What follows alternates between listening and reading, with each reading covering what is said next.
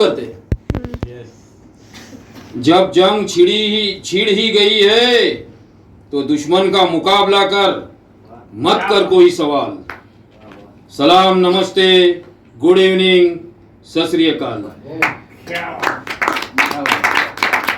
चाहे कोई भी हो, पारसी हो, जैन, बौद्ध हो, सिख, ईसाई हो, हिंदू हो या हो मुसलमान, भारत का बच्चा बच्चा, भारत माँ तुझ पर हो जाएगा कुर्बान।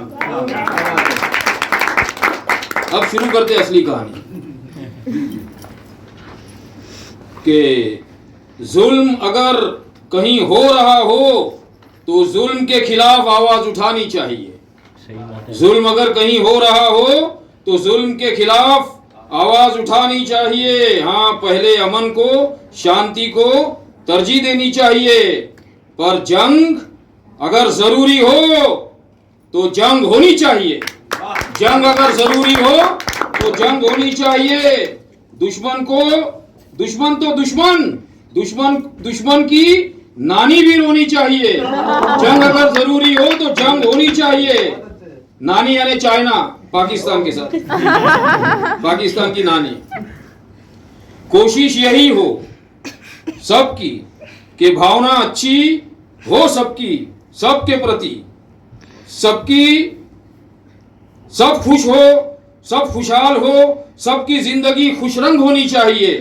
जंग अगर जरूरी हो तो जंग होनी चाहिए। तू भी चैन से जी, चैन की राहत की सांस ले, और औरों को भी चैन और राहत की सांस लेने दे। हालात और परिस्थितियां भी झुक जाती है आदमी के आगे, पर आदमी में भी उमंग होनी चाहिए।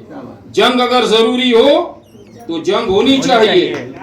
नफरत फैलाना मकसद रहा है हमेशा से कुछ मतलब परस्त लोगों का, कि नफरत फैलाना मकसद रहा है हमेशा से कुछ मतलब परस्त लोगों का। लेकिन मोहब्बत हर दौर में नफरत पर भारी पड़ी है, कि मोहब्बत हर दौर में नफरत पर भारी पड़ी है और भारी पड़ती रहेगी। पर तेरे दिल में भी उल्फत की तरंग होनी चाहिए। जंग अगर जरूरी हो तो जंग होनी चाहिए।